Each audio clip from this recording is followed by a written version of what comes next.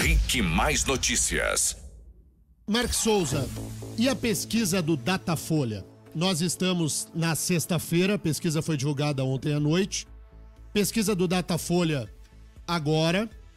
Amanhã, sábado, domingo, 8 horas da manhã, urnas abertas. E os números? A diferença entre os dois candidatos é de 12 pontos. Considerando os votos válidos, quando são excluídos brancos e nulos, Bolsonaro aparece com 56% e Haddad com 44%.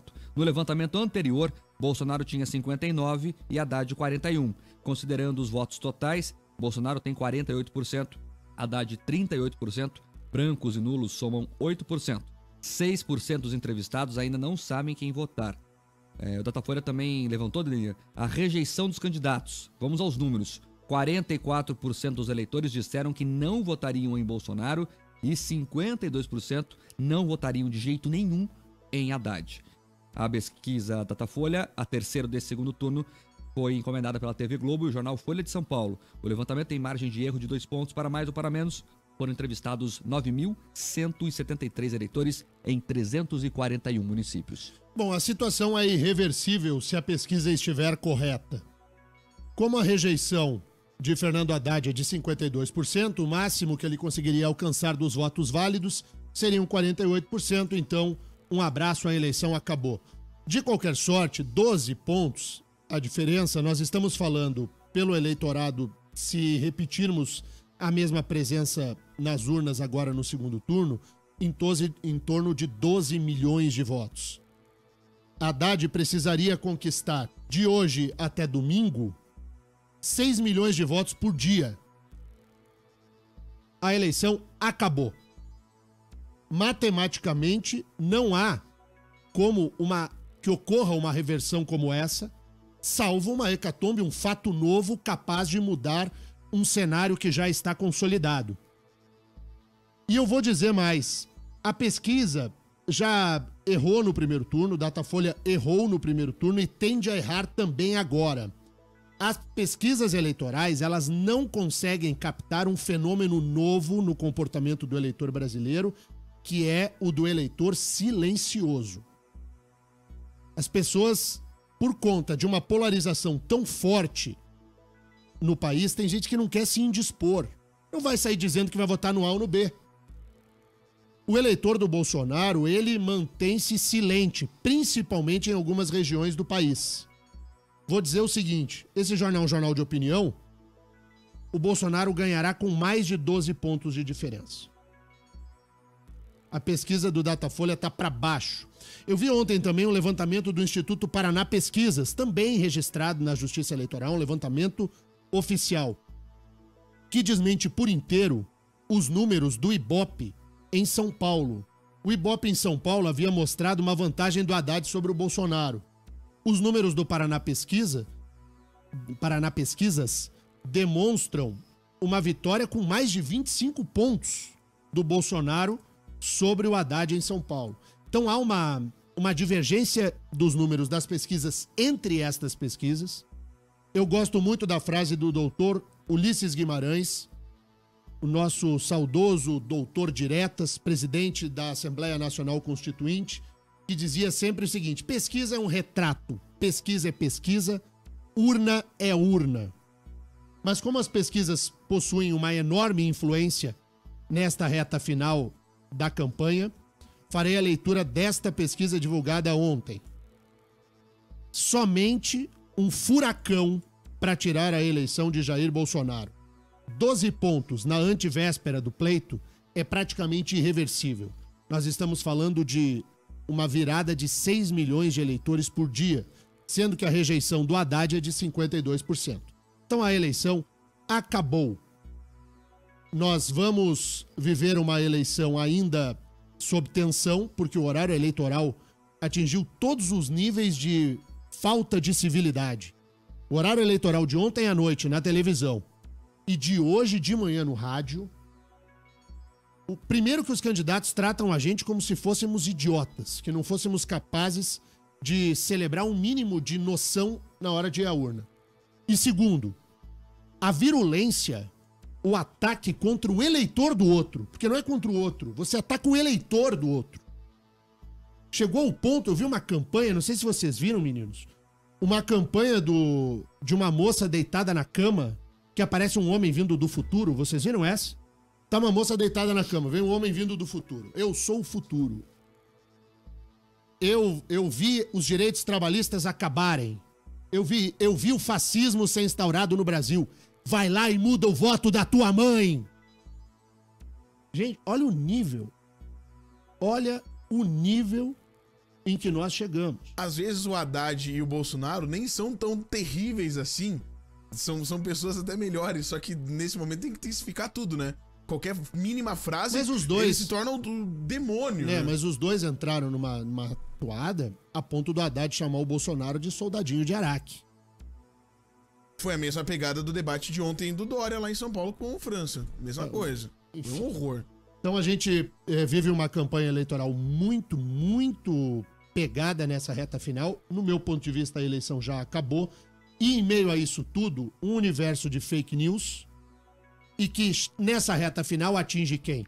A justiça eleitoral. A urna eletrônica. Agora começa o discurso de que a urna eletrônica não é confiável. Nós daqui a pouquinho vamos conversar com o presidente do Tribunal Regional Eleitoral. Você pode mandar sua pergunta para cá e vamos falar a respeito dessa questão. Agora são 7 horas e 23 minutos e os ouvintes da Jovem Pan. Hein, Mark? Daniel, o pessoal aqui está comentando sobre as pesquisas eleitorais. O Leandro César dos Santos aqui na live dizendo que essas pesquisas não são confiáveis. Exemplo com o Requião, que mostrava ele na frente, o Ibope, não é? No sábado, e aí no domingo ele ficou em terceiro lugar. As pesquisas mostravam esse Wetzel, que foi classificado ao segundo turno no Rio de Janeiro. Em primeiro lugar. Em quarto lugar nas pesquisas da véspera. E ele terminou em primeiro lugar. Outra coisa, as pesquisas presidenciais erraram. O Ibope e o Datafolha gostam de posar de super pesquisas, mas o Ibope e o Datafolha davam uma diferença muito pequena do Bolsonaro sobre os demais. Nós é que dizíamos aqui que a pesquisa seria surpreendida. A pesquisa do Datafolha, na véspera da eleição, errou por 10 pontos. 10 pontos! Não estava dentro da margem do erro. Margem de erro. Então, a desconfiança com as pesquisas... Vamos de novo. Pesquisa é pesquisa, urna é urna. O que mais, Mark? Daniel, mas eu sei o que o Ibope vai falar na segunda-feira. Veja, o eleitor decidiu na última hora. Que é o que eles falam sempre. A pesquisa de sábado era uma coisa e de domingo era uma coisa. Agora, o eleitor para mudar de voto, hein, Daniel? Todo mundo acordou no domingo, vou trocar de candidato. Então a gente sabe aí que as pesquisas eleitorais, elas nos dão um cheiro.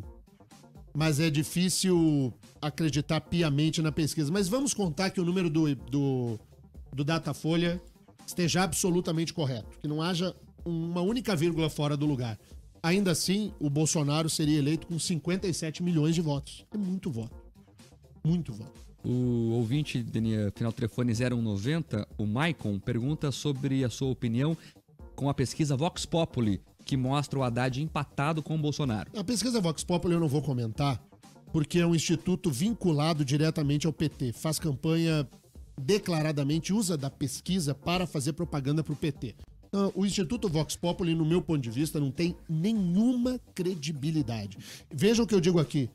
Olha o que eu falei sobre o Ibope e o Datafolha.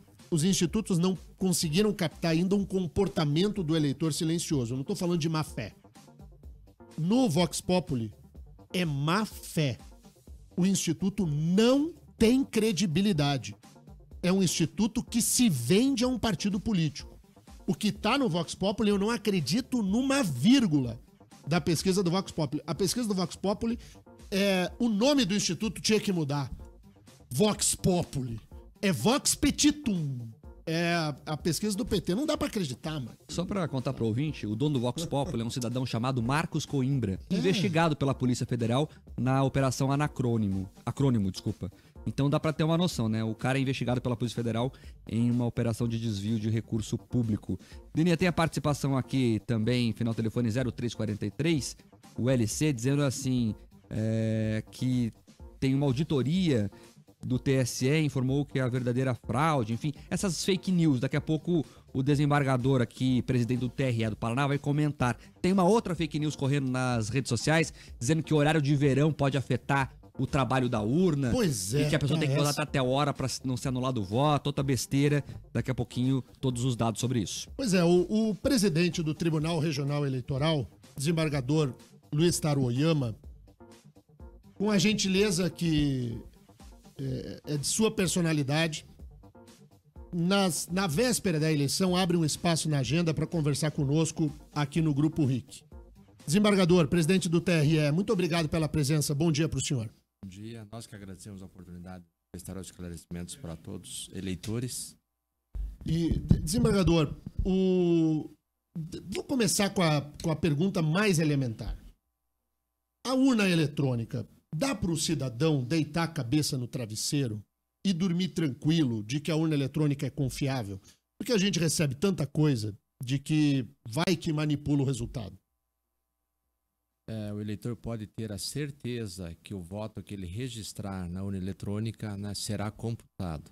Né? Então, estamos utilizando ela desde 1996 e até a presente data não houve nenhum caso de fraude comprovado. Então, o eleitor pode ter a segurança e a certeza de que o registro dele na urna eletrônica será computado. E o que está registrado na urna eletrônica, eu tenho como ter certeza de que foi o dado que caiu no sistema do Tribunal Eleitoral, de que entre a transmissão da urna eletrônica e o número totalizado, tem exatamente o mesmo resultado, desembargador? Isso, ela tem a mesma correspondência, porque ao final da votação, o presidente de mesa, ele gera o boletim de urna.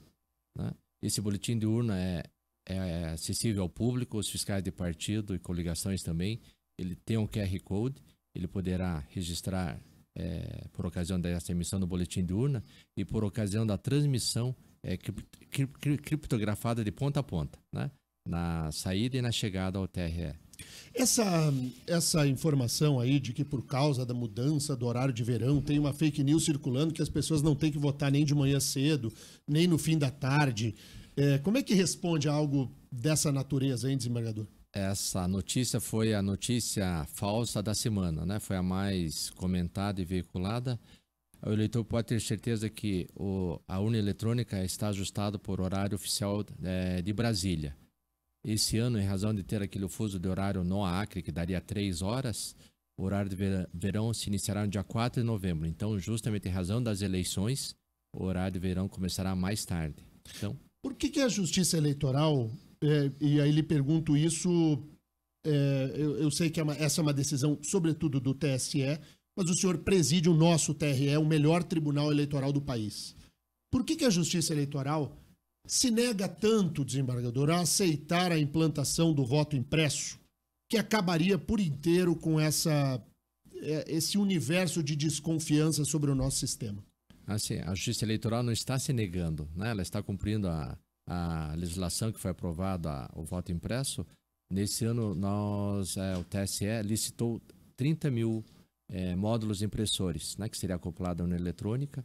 Aí, através de uma ação direta em inconstitucionalidade, ela foi suspensa, né? Uma liminar suspendeu esse voto impresso. E, anteriormente, nós utilizamos esse voto impresso já. Né? Só que, muitas vezes, ela dava problema na questão da impressão. E foi abandonado. Mas o senhor acredita que o caminho do voto impresso ele é sem volta? Nós teremos o voto impresso nas eleições futuras? Se a lei for, né, considerada constitucional, certamente que, né, em 2020 já teremos os módulos impressores. Vamos às perguntas dos ouvintes, Mark. Desembargador, sobre isso, sobre a impressão do voto, tem muita gente perguntando, mas a urna já não tem uma impressora, já que ela emite o boletim de urna, por que essa impressora não pode ser utilizada já para imprimir o voto? Imprimir o recibo de voto, enfim. Ela tem esse registro, né? Fala assim, registro digital do voto. Então, todo o voto do eleitor, né, só que de forma aleatória, ela é registrada. Né, no primeiro turno nós tivemos 6 candidatos, 6 opções de fazer o voto. Então, todos esses 6, né, foram registrados, esse voto válido, nulo ou branco. E por que a impressora que imprime o boletim de urna já não pode imprimir esse voto? Assim, até poderia, só que a lei diz que o eleitor fará essa visualização, né? Ela tem a tela resumo, aí ele vota nos candidatos, aqui vamos supor, agora a última, né? Seria para presidente. ele vai votar na urna eletrônica, aí teria a tela e no módulo de impressão apareceria esse voto. Se estiver ok, ele confirma, daí ela picota e cai num outro receptáculo. Seria dessa forma. Presidente, o pessoal também pergunta muito sobre as denúncias no primeiro turno. Circulou pelas redes sociais, pelo WhatsApp, pelo Facebook, enfim, urnas que teriam problema na hora de confirmar o voto à presidência da República. Isso realmente ocorreu? O que aconteceu? No Paraná foram noticiadas várias situações, ocorrência não só em Curitiba como no interior, e foram verificados, examinados, né? Nós estamos utilizando urnas desde 2008, e a mais nova é 2015. Então, com o uso, o tempo, ela pode, né, surgir falhas no teclado. No entanto, essas intercorrências, os problemas que possam ocorrer, não quer dizer fraude ou adulteração, né?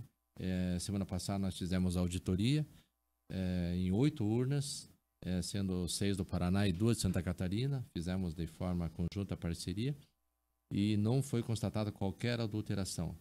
Os eleitores reclamaram que não conseguiram votar para presidente, confirmar o voto. A urna fechou antes. Isso, ela registrava, né, o voto, finalizava a votação antes de teclar o confirma. No entanto, em todas as urnas onde houve esse questionamento, o voto para presidente foi registrado e computado. Vamos por um exemplo, numa sessão com 250 eleitores, compareceram 200. Então, tem 200 votos para presidente. Os votos efetivamente foram registrados, mesmo que o cidadão não tivesse apertado o botão verde. Exatamente, sim. O que mais que tem aí, Mark? O pessoal está perguntando como ter confiança na urna eletrônica. Nas redes sociais também circulam vários vídeos de especialistas dizendo que qualquer sistema de informática é suscetível a fraudes. Tem um professor Aranha da Unicamp, o desembargador deve ter já ouvido falar nele, que defende que a urna não é segura. Como é que o senhor responde a essas questões? Então, como já foi mencionado, né, tem esses especialistas técnicos que mencionam, só que a urna eletrônica ela não está conectada à rede, né? Nem o Wi-Fi não é possível. Eles dizem que não é possível fazer essa auditoria, nós realizamos essa auditoria. Então, o eleitor pode ter a segurança. Então, até nas últimas eleições presidenciais, o PSDB requeriu a auditoria, eles fizeram e não constataram qualquer irregularidade, né? Então, o eleitor pode ter a certeza de que o voto que ele registrar será registrado e computado. Desembargador, aqui tem muita gente perguntando a mesma coisa, Denê. Nós comentamos aqui até ontem, desembargador, com todo respeito, que a justiça eleitoral às vezes não se ajuda. Por quê? Tem toda essa questão do desconfiança das urnas que é implícita na sociedade. E aí, há 5 dias das eleições, o TSE mudou a empresa que vai fazer a totalização dos votos. O senhor tem conhecimento sobre o porquê dessa mudança e o que aconteceu? Não seria a totalização, seria a divulgação, né? Assim, que a totalização, o próprio TSE que faz, é essa questão da divulgação para a imprensa, a mídia. Assim, né? A empresa que divulga os telões, isso. O aplicativo, isso mudou. Isso. E o que aconteceu, desembargador? E desde o ano passado nós temos solicitado ao TSE, no Tribunal Regional Eleitoral tem feito seu trabalho, né, para demonstrar a segurança da urna eletrônica. Né? Antes mesmo das eleições nós realizamos audiência pública demonstrando como ela funciona, quais são os itens de segurança. Então, ela tem mais de 30 barreiras de segurança. E no ano que antecede a eleição, o TSE fez um concurso de hackers. Ano passado participaram 8 equipes, tá? E essas 8 equipes conseguiram romper 3 barreiras de segurança. Ela tem mais de 30. Então, ela serve para que, rompendo essas barreiras de segurança, então, para as eleições desse ano, foram ajustadas essas, né, eventuais vulnerabilidades. Então, não tem como a pessoa modificar o sistema. Outra fake news que circula nas redes sociais, o César Virgílio Friso, aqui na live, pergunta sobre 7 milhões de votos que teriam sido perdidos por causa de fraude, por causa de erros da urna. Isso é verdade? Essa aí também é uma notícia inverídica, né? Efetivamente, houve pouco mais de 7 milhões de votos nulo, mas isso foi a opção do eleitor. O eleitor, em razão de protesto ou entender que nenhum dos candidatos registrados não seria o seu candidato, ele inseriu um número que não seria referente ao partido, ao coligação. Então, na verdade, a pessoa que votou em branco, anulou o voto, não significa que a Justiça Eleitoral está retirando os votos dessas pessoas da totalização. É porque elas escolheram esta postura diante da urna eletrônica. A justiça não pode ser responsabilizada por alguém que anula o voto, não é, desembargador? Sim. E também foi veiculado que se computasse esses votos nulos, já a eleição estaria definida. Só que isso também não é uma verdade. Porque se fosse voto válido para a pessoa se eleger, precisaria ter mais votos. Então... Muito bem. Desembargador, para a gente encerrar, depois vamos conversar na televisão também, no quadro 8 em ponto. O eleitor que não votou no primeiro turno, por algum motivo, ele pode votar normalmente na segunda vez agora, né? Sim. O título é cancelado se ele deixar de votar em 3 eleições. Então, se foi a primeira vez ou segunda vez que ele deixou de votar, ele poderá comparecer normalmente ao seu local de votação. E se ele não se lembra que ano passado houve o rezoneamento, houve muitas mudanças locais, é bom ele verificar se o local é o mesmo, é só fazer essa consulta, né? Onde votar, né? Fazer essa consulta no site do TSE que ele terá essa informação. E também uma coisa boa para o eleitor é baixar o aplicativo e-título. Baixei o meu já. Tô podendo com o meu e-título. Ô desembargador, né, no primeiro turno teve muita demora em algumas sessões eleitorais porque não funcionava direito lá a coleta biométrica. A coleta biométrica, demorou. Agora, no segundo turno, a tendência é que ande mais rápido, né? Porque é só voto para presidente, então a gente não deve enfrentar aquelas filas. Exatamente. Nós tivemos conhecimento de filas longas e até demora na votação, em razão dessa a coleta biométrica, justamente para dar segurança, para demonstrar que realmente é o eleitor que está na urna eletrônica e não uma terceira pessoa. Agora, no segundo turno, no Paraná, será apenas para presidente. Transcorrerá de uma forma mais célere e mais tranquila. Assim. Desembargador, tem muitas perguntas que chegam com o mesmo conteúdo. Uma delas é do Gilson Ferreira. Perguntam o seguinte: se der problema na minha urna, na hora do meu voto, o que eu faço? Quem procurar? Como proceder? Essa pergunta é ótima. A pessoa está votando lá, a urna deu um tilt. Faz o quê, desembargador? Sim, realmente, a pergunta é ótima. Os mesários também foram reorientados para que, se o eleitor, haverá um cartaz de orientações gerais, tanto para os mesários como para os eleitores, né? Os mesários recebem esse manual do mesário. Então, se ocorrer algum problema na urna, o eleitor deve chamar o mesário, né? O presidente de mesa, e relatar a situação. Né? Ele receberá essa orientação e, se mesmo assim tiver problema, né? Daí tem os procedimentos aí que são executados, né? Para que o eleitor consiga registrar o voto. E caso ele não consiga, ele deve fazer esse registro na ata de votação. Qualquer problema que tenha, fazer esse registro de ata de votação. Só para terminar, Dene, tem vários ouvintes que perguntam a mesma coisa também. Uma delas é a Kelly em França, com dúvidas sobre a contagem dos votos. Isso que circula nas redes sociais, é realmente uma sala fechada, portas fechadas? Por que demora para começar a divulgar? Para a gente explicar para o eleitor ficar mais tranquilo. Sim. Aqui no Brasil tem essa diferença do fuso. A razão dessa diferença, né, para a eleição presidencial, porque aqui na região sul são 17 horas, né? Vamos supor que encerra a votação. Só que lá para o Acre tem mais 2 horas, região norte tem 2 horas de diferença. Então, se começar a divulgar, poderá influenciar o eleitor. Então, por isso que não é divulgado. Então, no primeiro turno foi assim, no segundo turno, a partir das 19 horas será feita a divulgação. E aí quando abre 19 horas, já chega lá com 50%, porque os votos já começaram a ser contados. Sim. O que não se tem é a divulgação, é isso, né, desembargador? No Paraná aqui, a partir do fechamento das urnas, a transmissão para o TRE já está sendo totalizado, né? Na base que... 19 horas aqui o Paraná já vai ter terminado, provavelmente, quase todos, né? Assim, 80%, 90% nós já teremos concluído. Então... Desembargador, então aquela imagem que as pessoas têm, que tem uma sala fechada com uma equipe de gangster que vão comandar o resultado, isso não existe. Sim. Para essa eleitora que tem a dúvida, ela, né, está convidada a comparecer à auditoria paralela. Né? Amanhã nós sortearemos 4 urnas, uma da capital e 3 do interior, né? Independe da qual cidade esteja, será trazida para Curitiba e os estudantes universitários farão a votação, simulando a votação real, e amanhã será inserida na urna eletrônica e será feita a contagem. Então, deixa eu fazer um relato. Essa é a quarta eleição que eu levo os meus alunos a essa votação paralela, a auditoria das urnas eletrônicas. Acontece no sábado de manhã. Sábado de manhã, o desembargador presidente do Tribunal Regional Eleitoral, outros juízes eleitorais, membros do Ministério Público Eleitoral, representantes de partidos políticos e da sociedade. Qualquer pessoa pode comparecer para acompanhar esse processo de auditoria da urna eletrônica. Na vez passada, no primeiro turno, o servidor do Tribunal Regional Eleitoral, Rogério Borne, professor de Direito Eleitoral, servidor da mais alta qualidade do nosso tribunal, organizou uma palestra aos acadêmicos e às pessoas que lá estavam sobre a segurança da urna eletrônica. Eu sempre digo que o melhor remédio contra a desinformação é a informação correta. Eu defendo a urna eletrônica, sustento que a urna eletrônica é confiável, critico a Justiça Eleitoral pela morosidade em implantar o voto impresso.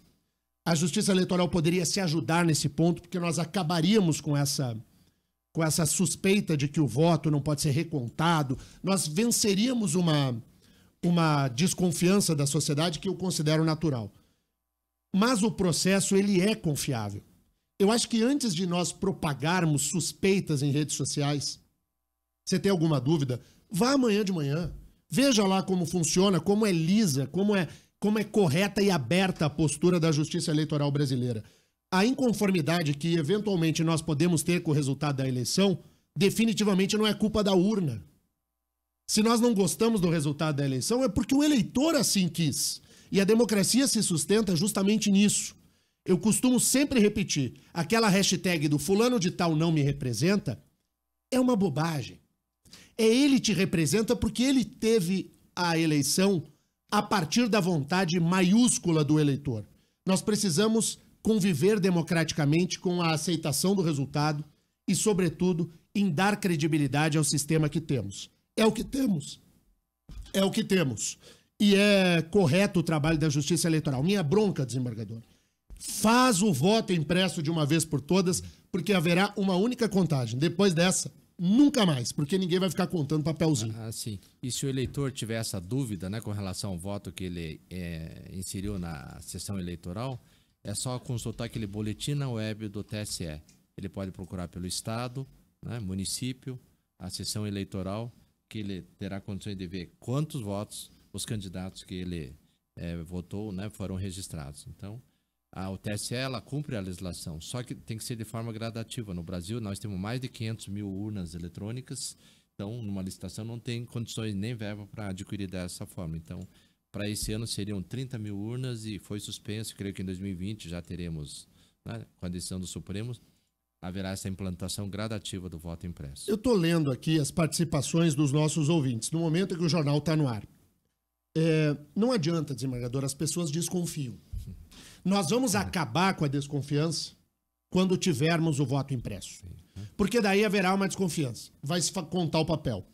Vai pegar o papelzinho, vai contar papel por papel. Vai ficar uma semana contando, até mais, né? Vai ficar 20 dias contando papelzinho. E aí a gente vai contar o papel e vai bater com o resultado eletrônico. Quando esse número for igualzinho, acaba por inteiro a desconfiança. A Justiça Eleitoral, ela tem esse papel. Os ministros do Supremo Tribunal Federal são muito resistentes ao voto impresso por uma questão orçamentária. Dizem que é jogar dinheiro fora. Mas a Justiça, uma hora, terá de dar o passo adiante. Porque agora se esconde justamente no tema da ação direta de inconstitucionalidade, que é discutida no Supremo Tribunal Federal, e os ministros que são contrários ao voto impresso são aqueles que julgam a ADI. Então a gente não consegue andar no sentido de dar efetividade a uma lei que efetivamente foi aprovada pelo Congresso Nacional. Nós precisamos dar esse passo adiante, desembargador. Essa é uma leitura que a sociedade faz. Precisamos dar transparência total ao processo eleitoral. Eu concordo plenamente. A Justiça Eleitoral cumpre a legislação, né, dentro da sua capacidade orçamentária. Pois é, tem que... Nem que não seja tudo de uma vez só, né? Sim. Mas vai fazendo devagarinho, vai fazendo voto impresso devagarinho que a gente chega lá. Agora, Denis, é importante também as pessoas confiarem no sistema como um todo, porque o voto impresso também tem fraude. Vamos pegar a história do Brasil recente, Primeira República. O que acontecia? As urnas eram fraudadas igual, era voto impresso. E fazia o seguinte, você tinha uma contagem da urna no papel e na hora de passar pra tabelinha lá da contagem, você colocava um 0 a mais, um 0 a menos, você manipulava. Sim. A chance de fraude no voto de papel é infinitamente maior do que no voto eletrônico. O voto eletrônico é mais confiável no meu ponto de vista.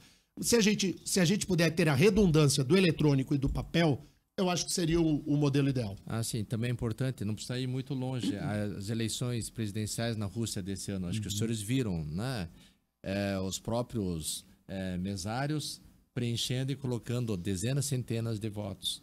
E também, como brasileiros, nós temos que confiar, acreditar que o Brasil faz produtos bons. Né? Não é porque estamos numa terra tupiniquim que o nosso produto não é bom. Então, no Brasil, foi implantado em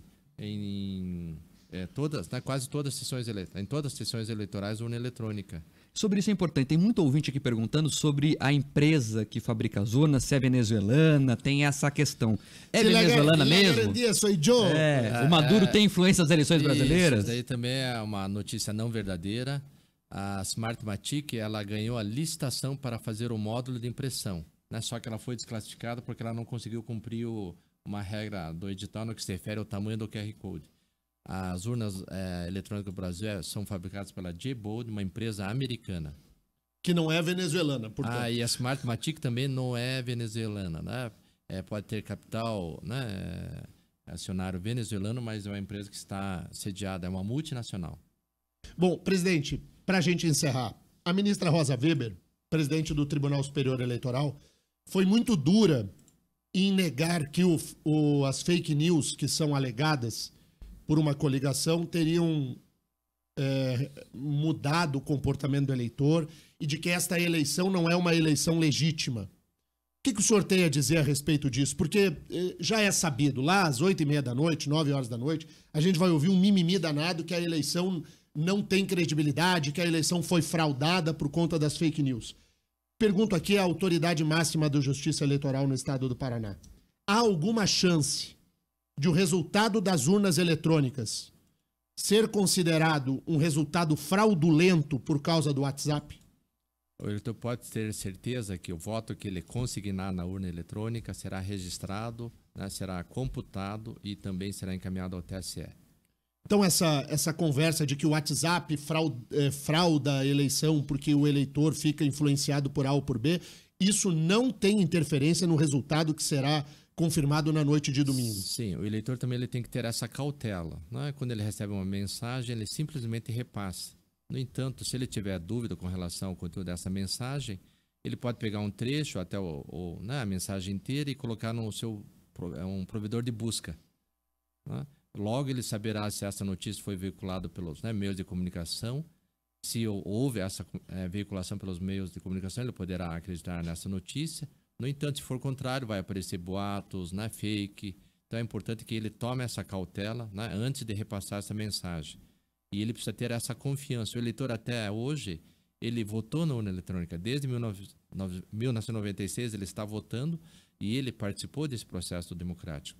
O voto soberano do eleitor está garantido na urna eletrônica. Então ele pode ter a plena certeza e confiança de que em quem ele votar será registrado.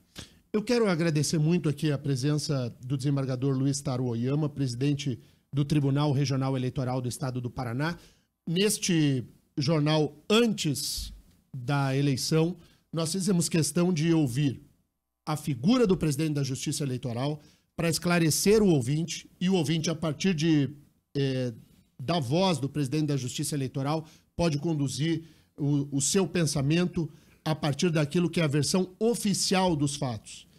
Presidente Luiz Taro Oyama, muito obrigado pela presença aqui à Jovem Pan. A Justiça Eleitoral do Paraná que agradece e concita a todos os eleitores do nosso estado a comparecer à sessão eleitoral e exercer seu direito de voto. Quero dizer ao senhor, desembargador, que amanhã eu chego lá com uns 200 alunos debaixo do braço. Será bem-vindo. Para acompanhar o processo. Sabe que eu faço os alunos irem, Mark? Eles vão, tem que assinar a lista de presença e fazer um relatório detalhado de tudo o que acontece para ganhar um pontinho. Senão também o Denis não é aquele professor chato. Nossa, fazer o aluno sábado de manhã. Ainda bem que não é meu chefe. Jesus amado, imagina. É brincadeira, é claro que é muito importante a presença falar. E eles gostam muito. É muito bacana. Os alunos chegam com aquela cara de sono lá no sábado de manhã, mas vão embora perto do meio-dia, muito satisfeitos por entenderem também que a Justiça Eleitoral está aberta, porque eles podem perguntar. Essa é uma parte que eu acho legal. O aluno tem lá os seus dramas, né? Que responde aos dramas da sociedade. um cidadão no auditório da Justiça Eleitoral pode levantar a mão e fazer uma pergunta diretamente a um juiz eleitoral, a um membro do Ministério Público, a um advogado eleitoral que lá está. Parabéns por abrir e dar transparência ao trabalho da Justiça Eleitoral, desembargador. Nós que agradecemos. E esse ano também nós temos a novidade, assim, além dessa auditoria paralela das 4 urnas, onde serão computados voto a voto, também são sorteados mais 8 urnas em todo o Paraná, onde também será feita a verificação dos sistemas, antes do início da votação, isso na manhã de domingo. Tem um bingo lá, viu, Mark? Tem uma bolinha daquelas que fica sorteando urna eletrônica. Essa parte aí dá sono, porque fica sorteando bolinha lá, mas Desembargador, a gente sempre fala aqui que é legal, né? Levar os filhos pra votar junto, levar as crianças pra votar junto. Não pode, de fato, né? Não pode entrar com uma criança pra apertar. Não pode entrar com uma criança pra apertar a urna. A criança, ela pode, né? O pai não tem como deixar a criança separadamente, né? Então, sendo criança, né? Não há nenhum problema que a criança acompanhe o pai, né? E aí, pode apertar o dedinho. Não pode um adulto, né? Assim, não pode levar um adulto de tiracola. Né? Porque daí chega lá com a criança, daí tem mesários que não deixam, né?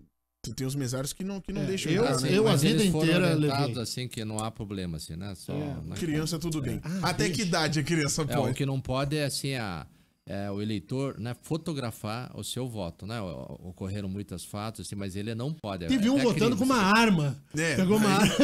Aqui do Paraná. Aqui do Paraná. Isso, ele foi identificado e foi, né, convidado, né, a comparecer à Polícia Federal. Legal. Gente, preciso... Só para reforçar aqui, muita gente perguntando. Então, quem quiser participar é aberto amanhã? Que horas e como faz? Só cuidado, vai toda a Jovem Pan lá, com a audiência que a gente tem, vai ter que formar uma fila no TRE que vai lá no Carrefour. Não há problema, né? Então o sorteio será às 9 horas da manhã no auditório do Tribunal Regional Eleitoral do Paraná e todos estão sendo, né, convidados e também acompanhar no domingo a divulgação da auditoria paralela, né? Que todos os votos são registrados e cantados para serem inseridos na urna eletrônica. É bem legal, vale a pena, é bacana. Vamos para o intervalo, eu preciso ir com o desembargador lá para a RIC TV, o Mark segue aqui. Hoje, ela voltou, a doutora Flávia Ode, estava ausente a doutora Flávia Ode. Vem dizer aqui qual é que é o limite do Botox para o presidente eleito, seja ele quem for. Se pode implantar 500 quilos de Botox para fazer a foto oficial com a faixa ou não. Daqui a pouco a doutora Flávia está aqui. RIC Mais Notícias. Agora 7 horas e 57 minutos, não perca a sua hora, hein? 7h57, nós estamos de volta para te contar que a presidente do PT, a senadora Gleisi Hoffmann, visitou o ex-presidente Lula nesta quinta-feira. Na saída da sede da Polícia Federal, ela disse que concorda com o rapper Mano Brown, que participou de um evento do partido no Rio de Janeiro e criticou a conduta do PT. Gleisi estava acompanhada do ex-presidente do PT, Rui Falcão, que chegou a falar sobre a derrota no segundo turno. Como de costume, na saída da sede da Polícia Federal, onde Lula está preso desde o começo de abril, Gleisi falou com a imprensa. Ao ser questionada sobre o discurso de Mano Brown, ela disse que concorda com a mensagem dele. Mano Brown fez uma crítica à campanha do PT e disse que não tem expectativa de vitória. Inclusive ele disse que não era momento de festa, né, pro pessoal. Que eu concordo com ele, não é mesmo momento de festa, o povo está sofrendo, o povo está passando necessidade, tem gente desempregada, sem renda. É um momento muito duro para o Brasil, dolorido para o nosso povo. Quer dizer, erros e acertos todo mundo tem, mas eu acho que o PT cumpre um papel fundamental na defesa dos direitos dos trabalhadores e vai estar do lado dos trabalhadores e do povo brasileiro sempre, em qualquer circunstância que esteja. Ao ser questionada sobre os motivos, na visão dela, que fizeram Bolsonaro ser o líder nas pesquisas, Gleisi respondeu que é porque ele mentiu nas propagandas. Ela ainda afirmou que perder a eleição faz parte da vida. Fake news e Caixa 2. Mentiu pra caramba sobre o PT, muito mesmo. Fez Caixa 2, muito dinheiro para espalhar a mentira. E se nós estamos hoje disputando o segundo turno das eleições, e desde 89 o PT nunca deixou de disputar uma eleição ou estar no segundo turno, ou ficar em segundo lugar, é porque a gente tem relação popular, senão não estaria. Você ganhar e perder a eleição faz parte da vida das pessoas. Agora, fraudar a vontade popular, como foi fraudada nesse caso, no primeiro turno, com a votação que ele teve, é muito grave. Rui Falcão disse que depois das eleições vai ser preciso reorganizar o partido. Após a campanha, sair em caravana pelo país, reorganizando o partido, fazendo ele crescer. Isso se perder a eleição, fazendo oposição e cobrando os compromissos com o povo. Tá aí, portanto, Gleisi Hoffmann, presidente do PT, e Rui Falcão, ex-presidente, nomes que comandam a sigla no país, reconhecendo a vitória. O que você escutou aí foi reconhecendo a derrota, desculpe. Reconhecendo a derrota, o PT já jogou a toalha sobre as eleições de domingo. A Gleisi falando que perder a eleição faz parte da vida, o Rui Falcão dizendo que vai ter que reorganizar o partido, ou seja, o PT já assimilou que perdeu as eleições e Jair Bolsonaro deve ser o novo presidente a partir de 1º de janeiro do ano que vem. Agora, às 7 horas... 7 horas nada, já pulou o relógio aqui. 8 em ponto. Vamos para um rápido intervalo comercial e na volta tem a doutora Flávia Wood. E lembrando também que nesse final de semana a gente tem aí a transmissão da apuração dos votos, né? Das eleições de 2018. Então a gente vai fazer aquela cobertura especial como foi no primeiro turno. Do nosso jeitão aqui, que você conhece. Do nosso jeitão, isso. Então vai ser o Rick Mais Notícias às 5 horas da tarde. Fazendo a apuração dos votos aqui na Jovem Pan Curitiba, Ponta Grossa e Cascavel. Você sabe que tá muito legal, até você me chamou a atenção disso ontem, as pessoas que não conseguem ver o programa inteiro porque chegam no trabalho, deixam o filho na escola, tem que sair do carro, enfim, elas estão à noite, à tarde, indo na nossa live assistindo depois. Então a gente tá em todos os horários agora. O que é o mais legal. Ontem eu tava respondendo alguns ouvintes no meu Instagram e aí tiveram vários ouvintes que colocaram uma foto assim e falaram: de noite eu tô aqui assistindo o programa. Então, imagina, né? Passa o dia inteiro, chega de noite e vai assistir a live em casa.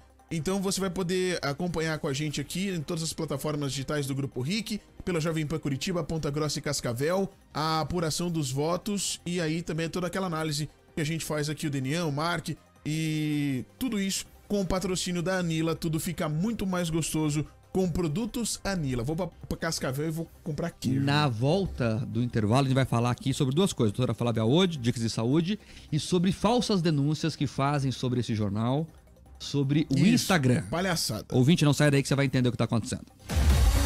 Você está ouvindo Rick Mais Notícias.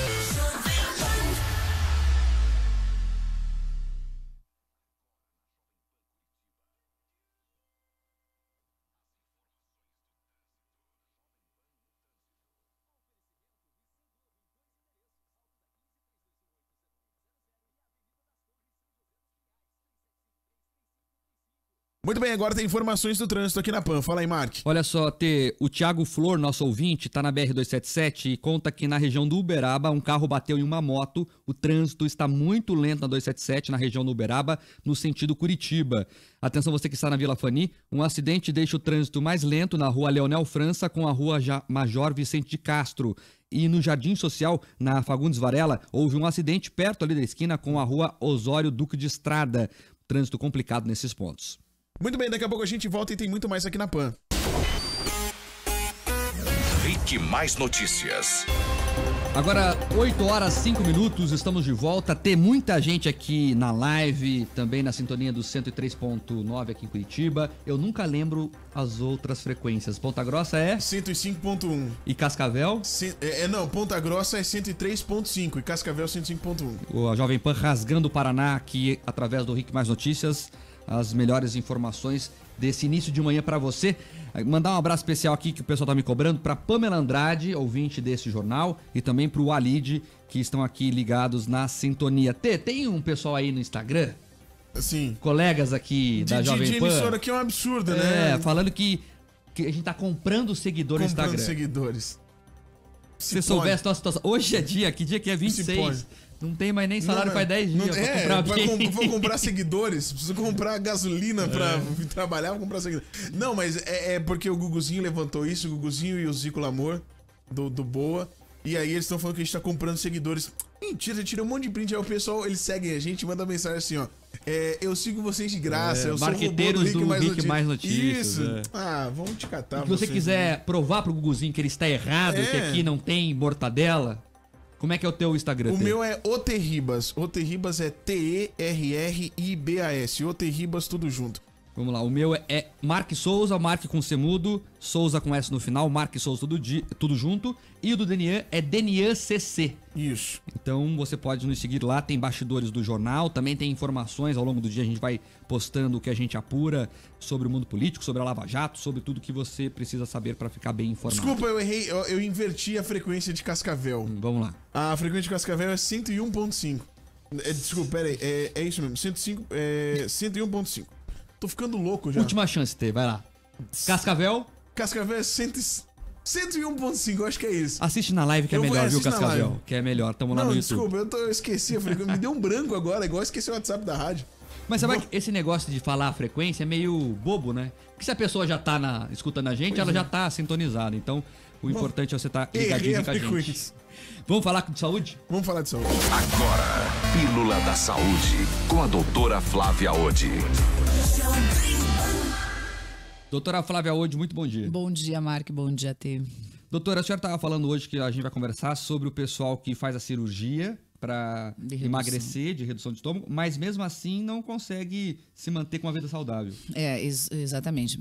Existe um estudo recente que mostra que aproximadamente 50% das pessoas que fazem a cirurgia de redução de estômago, conhecida como cirurgia bariátrica, têm reganho de peso. E um outro estudo que é um problema até mais grave, mostra que mais ou menos 20% das pessoas que fizeram essa redução começam a ter uma adição, por exemplo, ao alcoolismo ou até ao uso de medicamentos controlados e uso de drogas.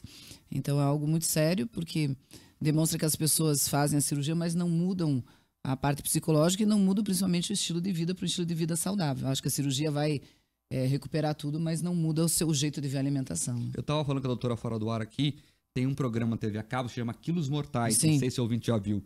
E é meio viciante o programa, que você fica querendo saber o que acontece com as pessoas e tal. E ali você tem uma noção clara do desespero que as pessoas passam. Exato, porque são obesos mórbidos com mais de 200, às vezes 250 quilos.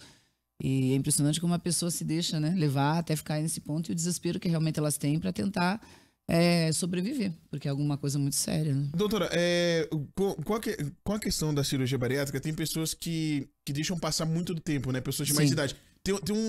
Tem uma idade limite, né? Para que as pessoas possam fazer essa cirurgia bariátrica também, não tem? Na verdade, está relacionado não só à idade, mas quanto à condição de saúde dessa pessoa. A partir do momento que essa obesidade mórbida traz muitas comorbidades, outras doenças juntos, como diabetes, alterações vasculares, problemas renais, de pressão arterial, o risco da cirurgia é muito grande. Então, a pessoa tem que entender que primeiro, deveria evitar fazer cirurgia. Deveria o sinal vermelho... Tem que se cuidar agora, não Exato, tem que o sinal amarelo, o vermelho devia vir antes dessa necessidade de fazer a cirurgia. E realmente, quanto mais idade a pessoa tem, mais dificuldade de saúde, pior é a recuperação.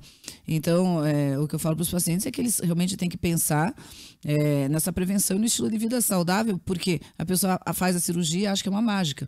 E não lembra que ela tem que fazer atividade física e que, claro, ela vai ter um volume reduzido de alimentação no seu estômago, mas isso não quer dizer que ela vai comer bem. Muitas vezes ela usa aquele volume que ela tem disponível tomando Coca-Cola, tomando outro suco, mamando leite condensado, comendo várias vezes por dia, só alimento errado.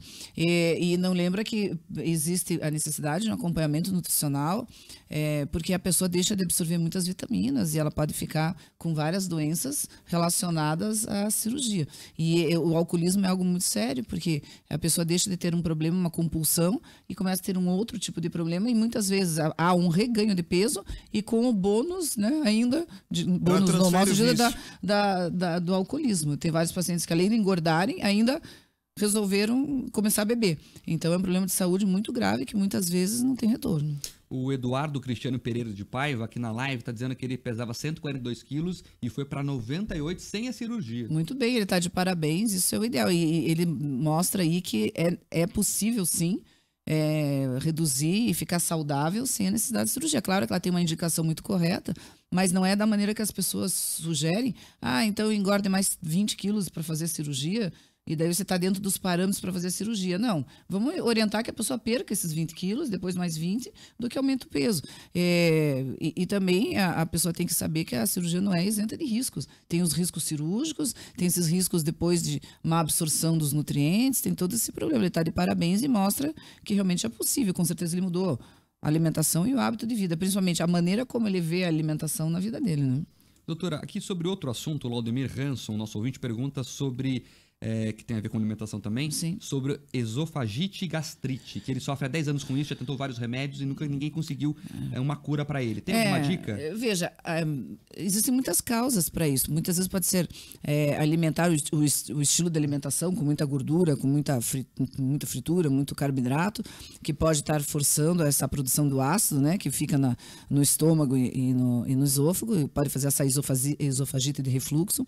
Ele pode ter uma hérnia esofágica, que faz com que volte essa secreção ácida, mas com certeza pode estar relacionada ao sobrepeso.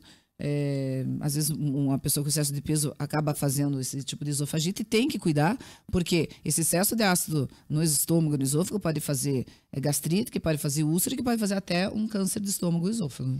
Olha só, o João Paulo Franqueto, também nosso ouvinte, dizendo que estava com 126, agora está com 97, somente com alimentação e exercício. Olha só, tá vendo? Não é impossível. As pessoas acham que isso é impossível, mas não é. Mas a cabeça da pessoa tem que estar focada para esse estilo de vida saudável, porque senão a pessoa não vai conseguir.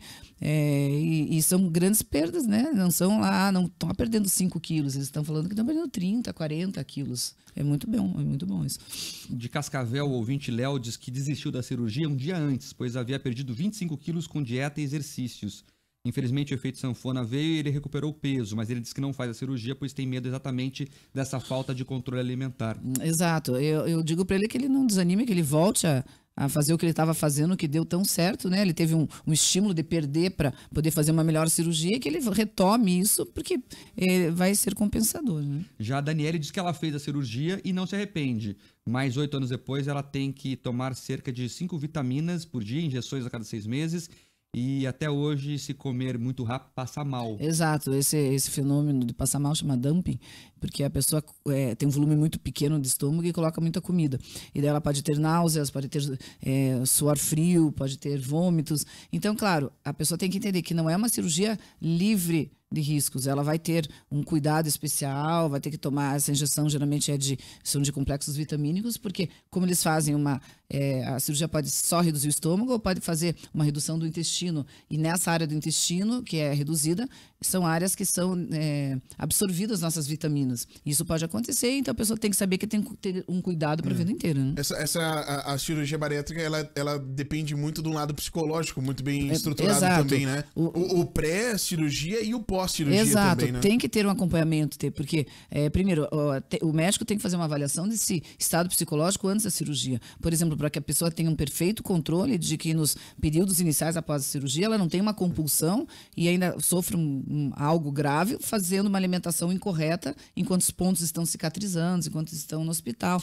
Eu já tive casos de pacientes que ingeriram massa no 3º dia e romperam os pontos e uma delas foi óbito. E tem pacientes também, outra coisa, o balão intragástrico também é colocado para aumentar, para diminuir o volume de que se alimenta, e também tem que cuidar com a alimentação. E às vezes a pessoa tira o balão e não mudou o hábito e volta a engordar. E às vezes isso até machuca a mucosa. E no pós também tem que ter todo esse controle psicológico, porque a pessoa tem que entender que ela mudou a vida dela, né? Porque ela fez uma cirurgia muito grande, muito complexa. Muito doutora bem, Flávia, hoje foi legal, né? Foi bem bacana, os ouvintes participaram bastante. Quem quiser mais informações, a doutora, a gente falou de Instagram aqui, também tem Instagram, né? Sim, no meu Instagram. Siga a doutora no Instagram. Doutora DRA, Flávia, Ode, que é OHD de dado E. Então é DRA, Flávia. OHDE. Então tá bom. Eu vou marcar depois no meu Insta, você marca também, Boa. A gente vai... Isso, Sempre vai... tem dicas então, tá lá. Bom. Ajudando. Vambora, então? Vambora. A gente volta domingo, Isso. a partir das 5 horas da tarde, com a cobertura das eleições 2018 aqui na Jovem Pan Curitiba, Ponta Grossa e Cascavel. É 101.5, tá? Tá certo. Pronto. Sabe que eu falei tudo que certo. era bobo falar e o ouvinte me puxou a orelha aqui e disse que não, que quem viaja pelo estado é importante saber as frequências. Então, É verdade. em Cascavel é 101.5. 101.5, Ponta 103.5 Ponta Grossa e em Curitiba 103.9. Olha aí que bacana. Valeu, T. Tchau, até Então domingo. tá bom, tchau, a gente ri tudo hoje.